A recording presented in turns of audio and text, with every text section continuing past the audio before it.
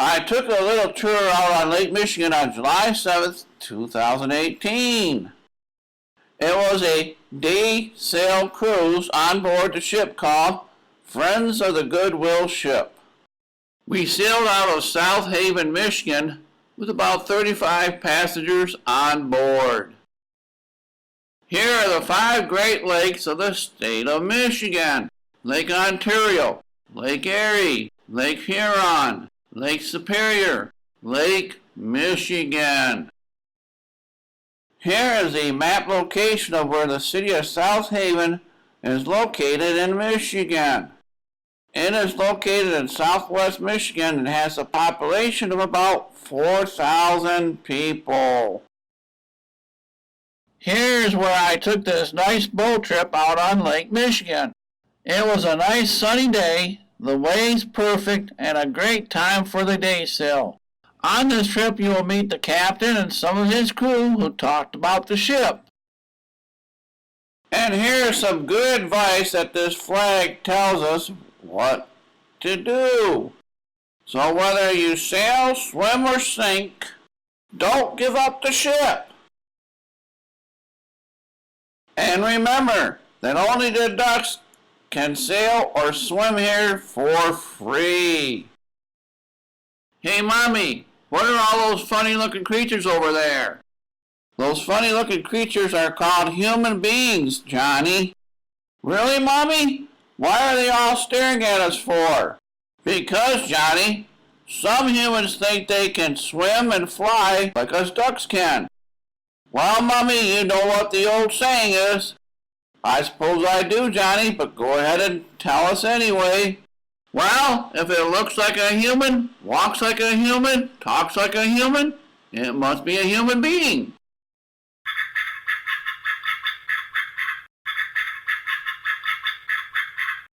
Funny, Johnny. Very funny. Okay, welcome to the Michigan Maritime Museum. This is a brief history on Friends Goodwill. Friends Goodwill was built for Oliver Williams in 1810 at Fort Detroit. He owned a dry goods store there. Actually, it was built at River Rouge, which is just north of Detroit a little way. And prior to the construction of Friends Goodwill, he would have his goods shipped to Buffalo, the end of the Erie Canal, and from there around to Fort Detroit by wagon train. It would take anywhere from 4 to 6 weeks to make this trip. Friends Goodwill could make it in 4 to 6 days. Simple economics at that point. The rest of the time she'd spend trading throughout the lower Great Lakes for beaver pelts. They were essentially the coin of the realm at the time.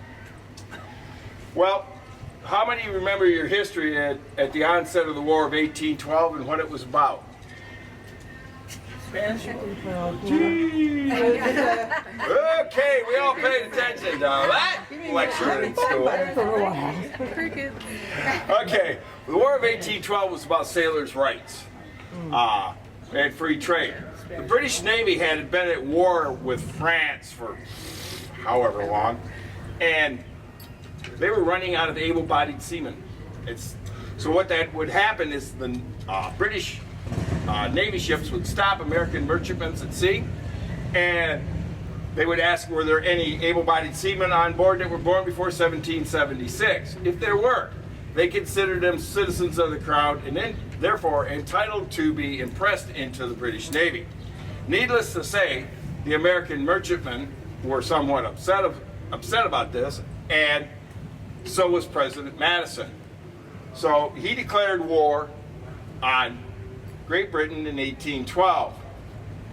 Well, Friends Goodwill was doing supply runs throughout the lower Great Lakes with military supplies on board, and she had left Fort Dearborn and was sailing up to Fort Mackinac at the onset of the War of 1812.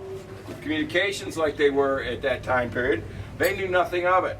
The British, however, they understood the value of good communication, so they got a communique up to Fort St. Joseph, and they sent a force over and they captured Fort Mackinac. Now, if you've ever been up to Mackinac Island, the north side of island has cliffs that are considered unassailable. They're literally 100 feet right straight out of the water, but not to the British. The British, in the dead of night, got their guns, munitions, and personnel up to the top of the cliffs, loaded them, and got them situated over so that they overlooked the fort. In the morning, when the American soldiers woke up, they were looking down the barrels of the British guns from the high ground behind them. It's needless to say, the fort surrendered without a shot. Friends Goodwill sails into Fort Mackinac, looks around, American flags flying, everything looks good, drop their hook, and the British switch flags. It's a ruse de guerre, a ruse of war, and they were captured. She was rearmed, renamed, and repainted. She was renamed to Little Belt and sailed down to Fort Malden and Amherstburg, where she was in the British fleet. Along came about 1813, and the Battle of Lake Erie took place. Oliver Hazard Perry had been instructed by the Secretary of the Interior to build a fleet of ships to defend the lower Great Lakes, and he did this in Erie, Pennsylvania. The fleets met here at Put In Bay, and a battle ensued. Friends Goodwill was captured. It's the only time in history that a full British squadron has ever been defeated and captured. 2 ships, 2 brigs, a schooner, and a sloop. Friends Goodwill is a square topsail sloop, so that was how she was recaptured. She later ran aground in 1814 in the ice outside of Buffalo. The British raided Buffalo that winter, and she was burned to the ground. Our boat, thus ended the history of that Friends Goodwill. Our boat was built over here at Albany, New York, completed in the fall of 2004. Here we go. She completed in 2004, came across on the Erie Canal again, and was uprigged in Buffalo, and sailed around and arrived here in South Haven in September of 2004. Are there any other questions I can answer about the boat? If not, this is a participatory sail, so you're invited to help. The crew does need your help. It's a lot of fun. We have lines on board for everybody and in every experience. So with that, let's all go down and we'll get loaded up and get on the boat, okay?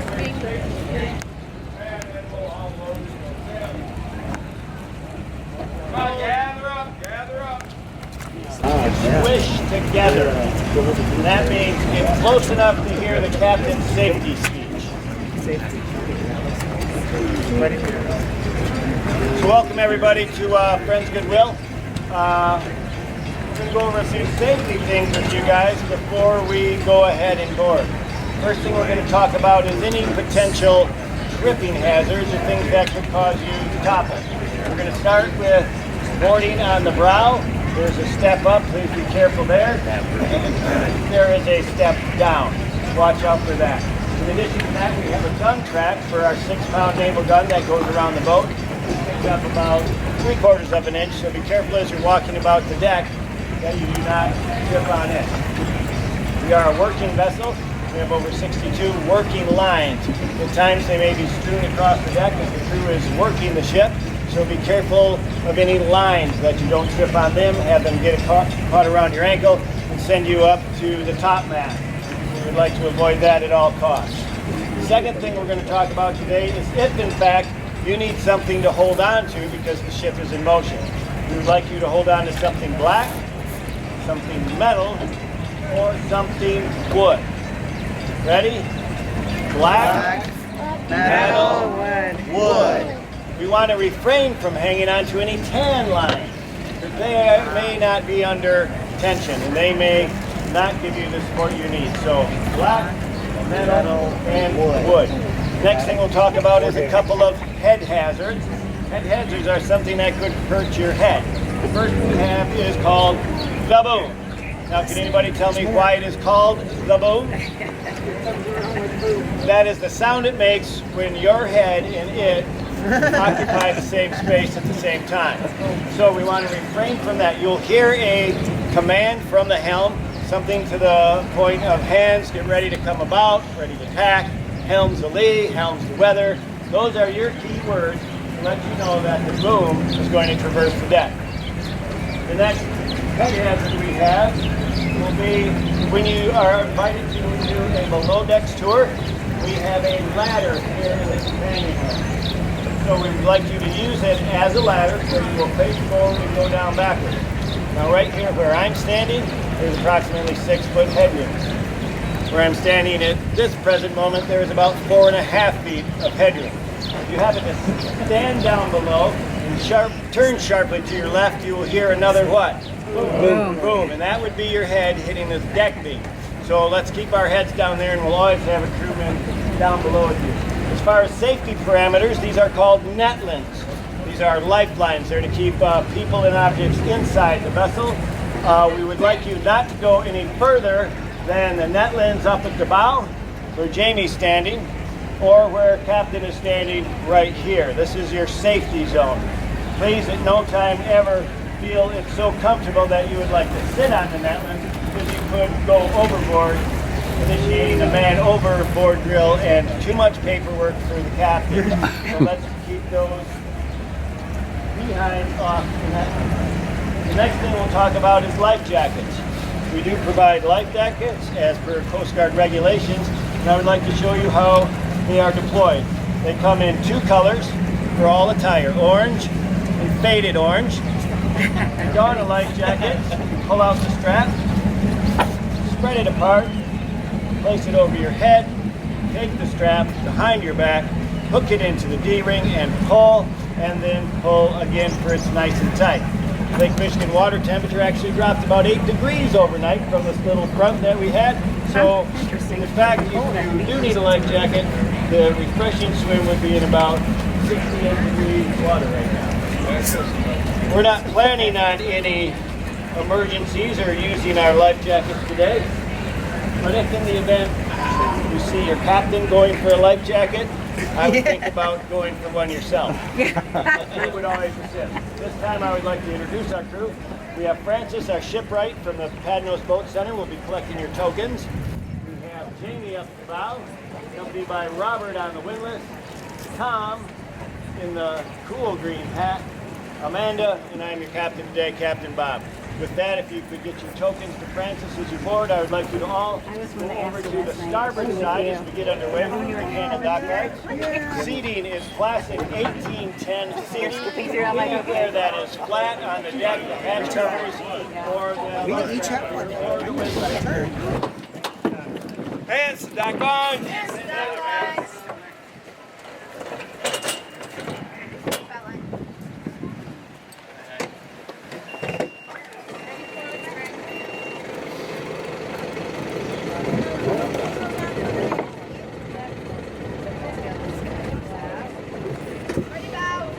All right.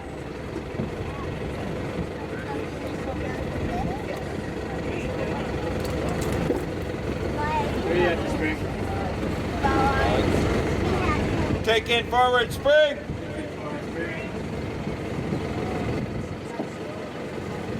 Take in the ass spring. Airlines on board. Forward spring on board. Thank you, Francis. Yeah. Terry, thank you. Nice, spring aboard. cast off the stern line, cast off stern line. Stern line aboard. Thank you, Terry.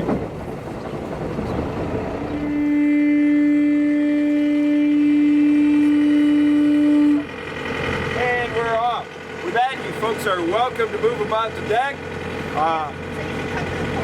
Yeah, we can come to the port side.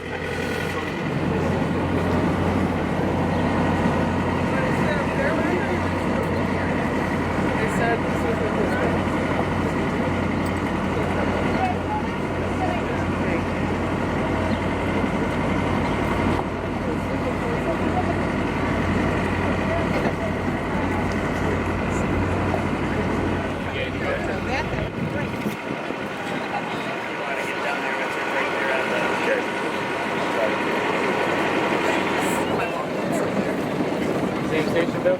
Yeah, same station. Excuse me, sir.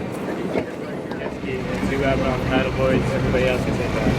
Roger that. Thank you.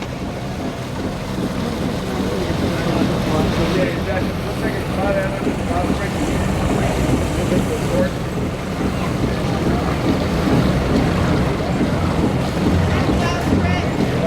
This is your wine cap. How far off? Okay, good.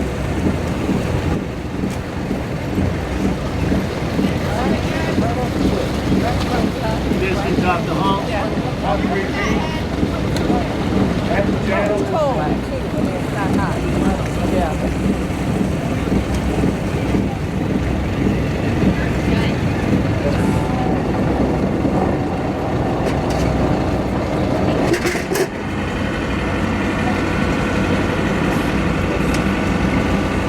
My river beautiful. Do that. But we're gonna say ready to start. Ready? Should be louder. Count to three, we're gonna yell. Ready, start. 1, 2, 3. Ready, starboard rail. Starboard rails. Ready on the outside. We are ready forward. Stand by. And bye. You gotta get out of the channel.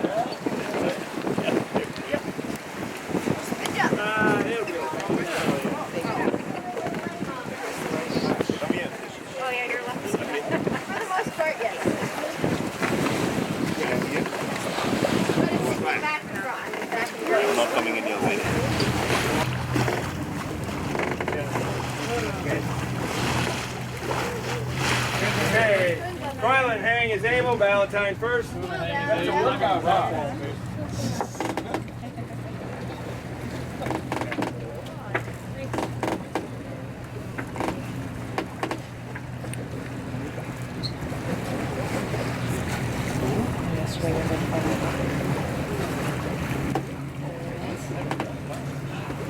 So you're free to move forward of the mast again.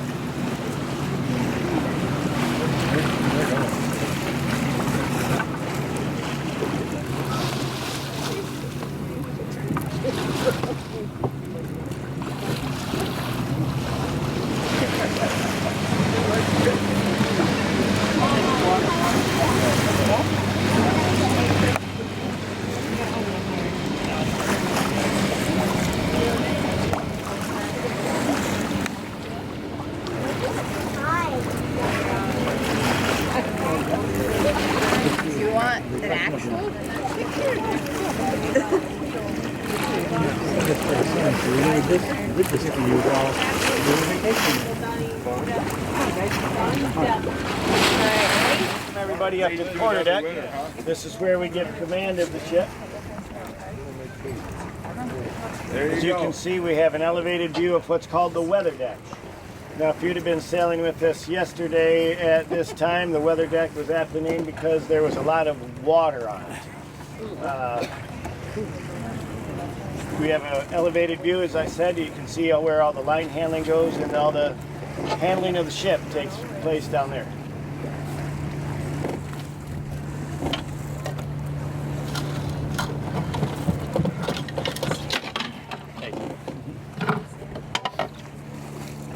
We steer with a tiller. Most vessels of this era would have been tiller steered. Some of them, however, may have had a wheel up on the quarterdeck, but it in fact would have been connected to a tiller down below decks to a block-in pulley system such as this we have on our main sail, to a strop system like this. As you turn the wheel, it would actually turn the tiller. So if we want to fall off, let's say, and sail more with the direction of the wind, we would take our tiller and take it up to the windward side, or the side of the vessel that the wind is coming from. As if you watch off on the horizon or the shore, you'll see we're turning pretty sharply towards shore. Now, if in fact we wanted to turn up into the wind or to weather, we would bring the tiller to the leeward side, or the side of the boat where the wind is blowing to. You'll see we're turning quite sharply, altering our course. So that's how we steer the ship. We do that in conjunction with the pendant that you see up on the top of the mast, 30 feet high. That gives me the direction of the wind, and it can also tell me the velocity. When we look at the pendant right now, we have probably about an 8 to 10 mile per hour wind hitting the top of our mast and our sails. We've been propelling ourselves at about 5.5 knots. It's a pretty good speed. If we were headed to Chicago, we'd be on a pretty good course today, and we could get there in 15 hours. We steer with a compass. If you guys want to come up and take a look at this compass, it's pretty interesting. It's gimbaled. It's made out of brass, of course, and it's filled with oil. We have a lot of information on our compass. It's a U.S. Navy compass for the Bureau of Ships. It's called a Mark I, was its model, and it was built in 1941.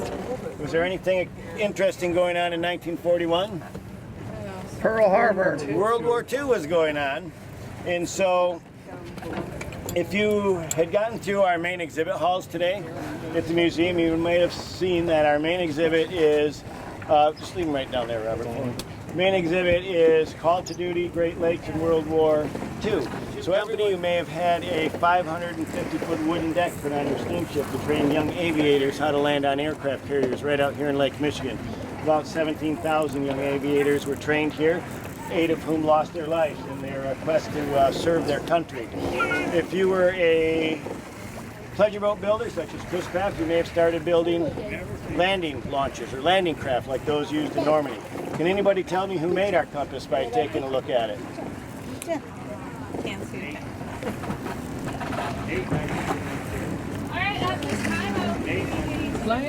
The Lionel Corporation. Now, do we have anyone on board of mature wisdom? Train company. Ah, yes. Toy Train Company. Yes. So why would the Navy or Bureau of Ships commission a toy train builder to build compasses for the Navy fleet?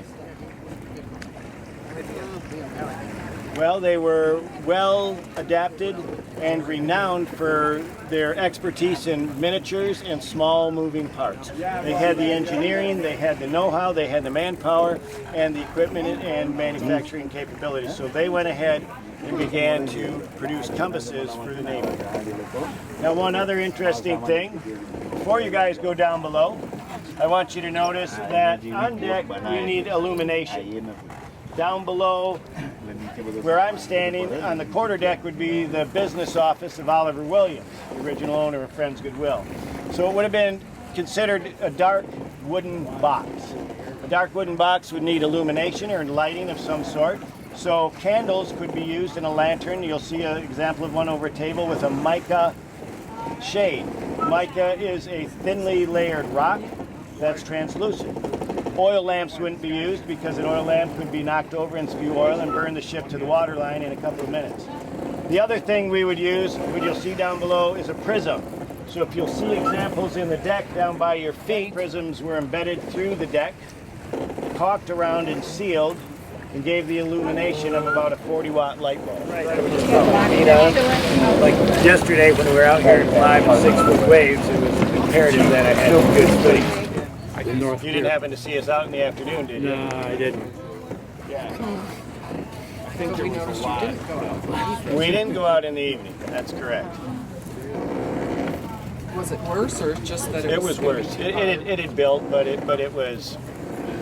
We were at our threshold. Yeah. Hold on a second. There we go. Ready, forward. Ready, forward.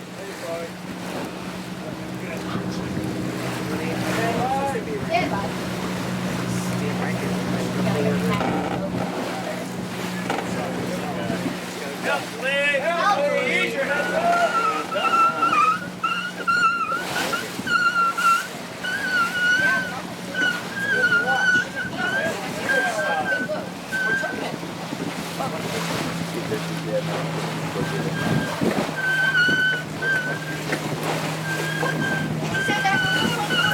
Thank you. I just don't want you to get hit by these lines.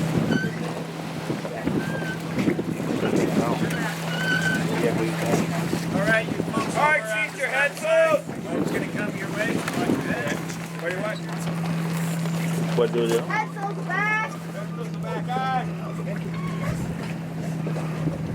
Ma'am, I need you to step back just a ways. There you go. Yeah, better. Back your heads up. Pass your head close. Watch yourself, Robert. I'm also on. Hey, sheets on that side. They brought it in other side. But the boat is on the other side. Yeah? You got it?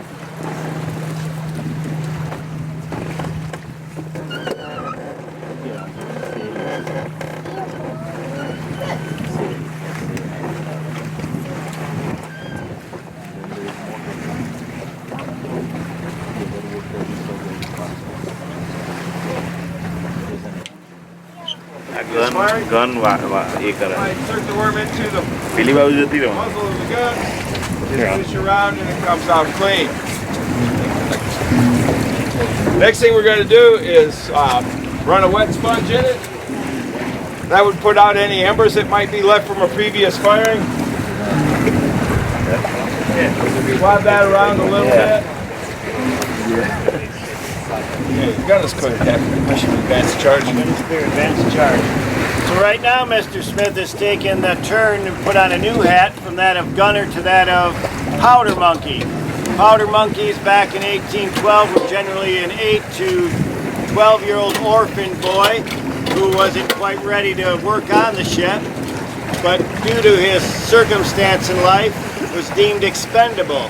Powder monkeys would carry powder charges from the powder box to the gunners or to the guns, and were often and usually the targets of the opposing forces. Theory being, if you could eliminate a powder monkey carrying the charge, they couldn't fire their guns. Sad as it may seem, that is the way things were done back in that day.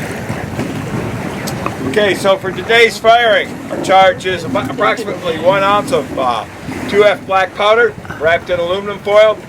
In 1812, this would have been a piece of cloth called gun cloth, which was simply a light linen treated with potassium nitrate to make it burn. Insert the charge into the barrel of the gun. Now we want to make sure it's well seated into the breech, so we're going to use this object called a ramrod.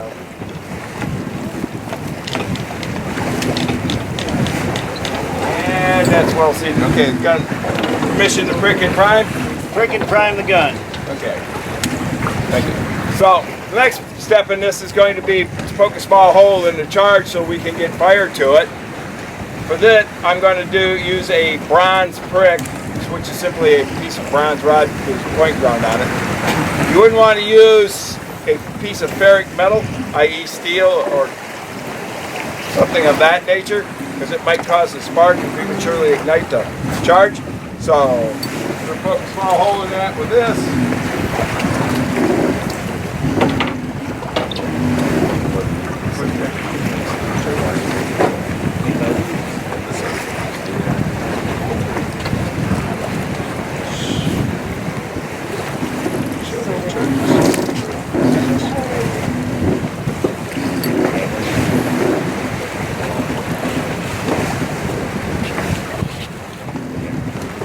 A small bit of 4F powder or a goose or duck quill filled with powder. Okay, so the next part of this is extremely loud. I want everybody to take the palms of your hands when I yell fire in the hole and cover your ears. This is not an option, this is something that must happen.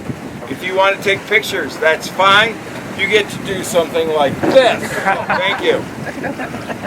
So, I, however, am going to wear this very official looking pair of 1812 ANSI approved earmuffs. Has anybody here ever dealt with ANSI? Yes. So, permission to fire? Fire the gun. Young lady needs to put the palms of her hands on her ears. Okay. Ready? Fire in the hole! Fire in the hole! Swap the barrel out. Okay, good night. That's clear. And that concludes today's demonstration of the All right. There you go. Yeah, so I'll just repeat that whole little spiel. Welcome below decks. This table right here is where all the business would have been conducted between the captain and the first mate. Behind that curtain there is where the first mate would have bunked. And behind that curtain is where the captain would have bunked. The original Friends Goodwill did accommodate paying passengers for $12 per person in 1810. That was a lot of money. This is where they would have been accommodated. As you guys probably saw, we just use all of the bunks for storage now. So this here is the navigation center. Were you guys up on the quarterdeck with the captain? Yes. Alright, so he would have talked to you about our deck prisms. Yeah. So they let in as much light as a 40-watt light bulb. They work equally as well at night, and it is significantly safer than burning a candle on a wooden ship. Any questions at this time? Not yet? Alright, well, you're more than welcome to follow me down into the cargo hold. It is 3 steps down. There is a handhold here, on either side here, and one up here.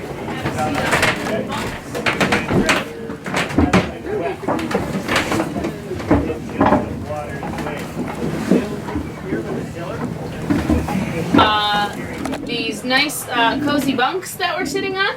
The original Friends Goodwill, the crew would not have had this luxury. They would have slept up on deck. As a merchant vessel, it was crewed by a captain, a mate, and 2 men.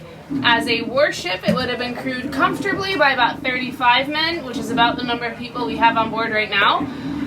More likely, you would have seen 75 men on board. So, you know, plenty of elbow room, as you can imagine. So, the original Friends Goodwill was a merchant vessel owned by Mr. Oliver Williams, and right here are some examples of things he would have traded between Detroit and Buffalo, New York. So they're all real pelts. You're more than welcome to handle them. This is an authentic hat from the 1800s. It's falling apart because it's 200 years old. But Made out of beaver. it's made out of beaver. You're correct. Hat? Yep. If you're gentle, I have no objection to you handling it. Is that Abraham Lincoln's hat? You know, I wish. We could probably get a lot of money if it was, but it doesn't look tall enough. Yeah, this was a little tall. Wow. So, you're more than welcome to step forward and poke your nose into our galley. I ask you don't actually step into the galley because there is a plank in there, a floorboard, that if you step on it just right, it comes up and it smacks you in the face. So for your safety, don't actually go in there, but you're welcome to look. The original didn't have a galley. This all would have been cargo hold. We have one because we get chartered at other ports, and when we do that, we don't stop sailing. So this is where we sleep when we do that. Does somebody always have to be up there steering, though? I imagine there's shifts. This is only my first season, so I haven't done any of those charters, but yeah, I imagine there's shifts. You can ask Robert or Amanda because they went to Chicago a few years ago. The longest trip you've taken on this? So this is my first season, so honestly, just the sunset sails that are 2 hours instead of an hour and a half. Because I've heard that sometimes they go all the way up to Ludington or somewhere like that. Yeah, they go up to like Mackinac Island for reenactments, and initially, I'm from Buffalo, New York, and the ship was built in Albany, so to transport it, they sailed it. So I imagine that was the longest voyage that the ship had ever been on, and that was 14 years ago, and it, you know, came up the Erie Canal and into Lake Erie and up around Detroit and Mackinac Island. And So this is built to pretty much scale and replica of the other original? yeah, except so a few it's minus modern things. Coast Guard safety regulations. It is built to be as historically accurate as possible. Okay. So is this the engine access there? Because you've got a power engine. Nope, underneath those stairs and those floorboards, that's our engine. Okay. I think we just store lines in there. We store our gun, our swivel gun in here, and in here is more stuff. More stuff that was traded, you know, quills and I don't know what that is. Well, that looks like one. It looks like a inkwell. Maybe, you know, I think you're right, because it's got ink in it. I think you're right. And quills. I figured Yep. you had to have inkwells. More pelts and clothing, dishes. You know, he would have, Oliver Williams would have traded finished goods, you know? Okay. So if this thing took a trip up to Mackinac Island, say, and they found me stowed away in here, would they cast me adrift? Oh boy. Oh boy, what would be the procedure? Yeah, maybe we'll just ship you off in a barrel. You know, have fun finding your way back to shore. You make him walk. Be fun. What's You that? make him walk the plank. We don't have a plank. We should. We totally should, but we don't. We're talking to our shipwright about it right now. They're like, can you just make us one? You know. But it's not a pirate ship, so, right? But you know, people have vivid imaginations, so. That's true. Well, then, maybe we can make donations to put towards a plank. Yeah. Well, A portable plank, you can pull it in. we have a sign, and it's not up, but I think it should be, that says, you know, the wind can tip the ship, but only you can tip the crew. Oh, there you go. Hey, Yeah. So how far would they pretty much follow the shoreline? So I mean they're a mile or two offshore. As like in the original 1800s. Okay, so as a merchant vessel, if this is our lovely little state Michigan right here, it would have sailed from Fort Detroit to Buffalo on Lake Erie. When it was transporting military troops and cargo for the American Army, it would have come up to Fort Mackinac and then down to Fort Dearborn, which is present-day Chicago. Yeah, so I don't know actually how far off from shore they would have Because set. freighters stay out more are offshore for the modern day freighter. I just wonder if these guys kind of follow the coastline so that they had a place to anchor or come in, and if there were storms or. Yeah, that's I mean, that's a why very valid you question. see South Haven, and then if you go to Grand Haven, and you go to you get up to like Ludington and Manistee, those are all ports Yeah. for the Yeah, and you know, that totally makes sense. I bet Captain would know that probably better than I would. You know, we have a radar up on the top mast, and the wiring for it runs through the mainmast. The actual ship, though, those are like solid pine or something. Yeah, they would have cut down a tree and shaved it and shaped it. Yes. Thank you so much for coming down.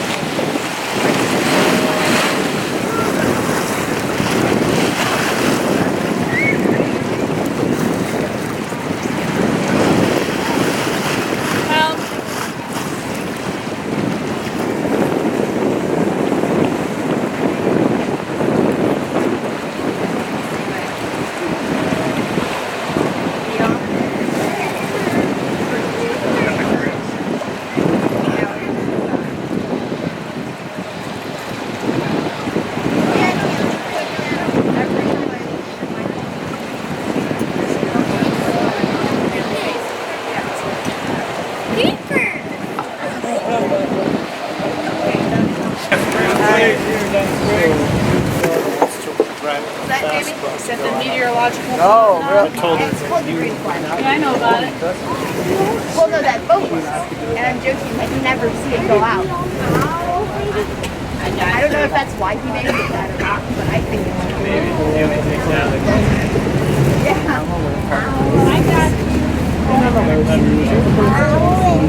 Like, I like it. It's but I never plan on beautiful. So I'm going to you would have been really bad. Oh my! I would no way. I wouldn't want I cannot wait for food, you guys. Are you coming with us? No. I'm just gonna walk down the north side. Make sure you eat. I hear they're serving duck tonight. Shade? It's the flags. See the flags up here? The American flag and the maritime flag. I've seen some ducks. Yeah.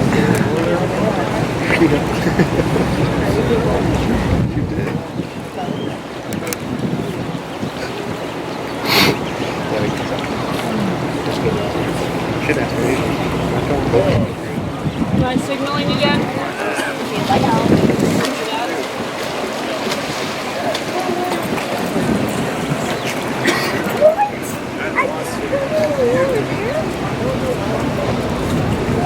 Motorboat. Sailboat.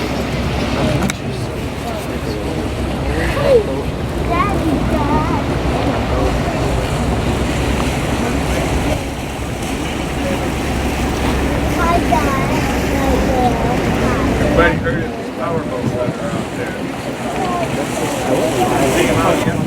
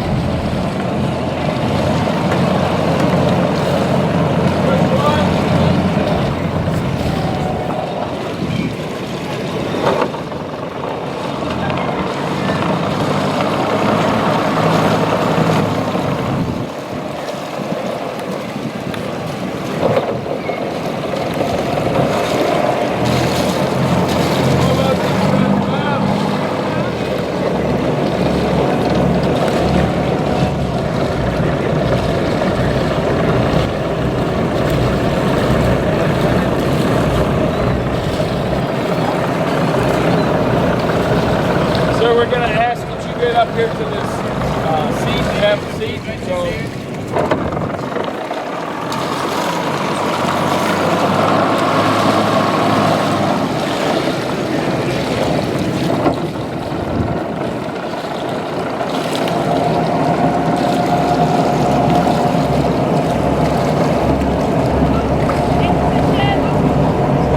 position, aye.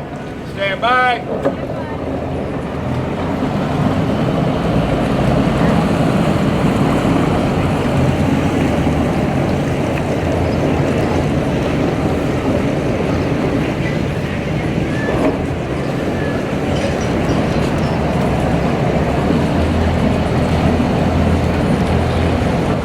Release, small boat.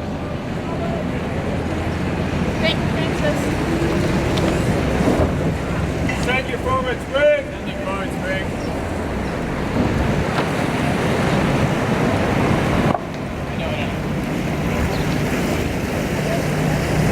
Send your ass spring.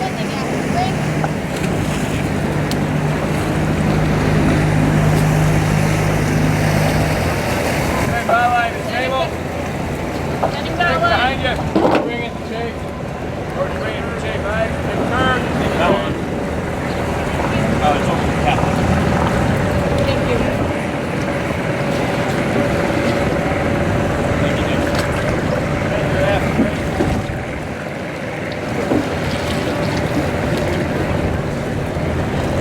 Shape. Alright, bow line and shape. Bow line to shape. Right. Long bow. Head bow line. Ease it out. Ease it out. Yeah. That's you're at the second shape. Yep. Yeah. Two.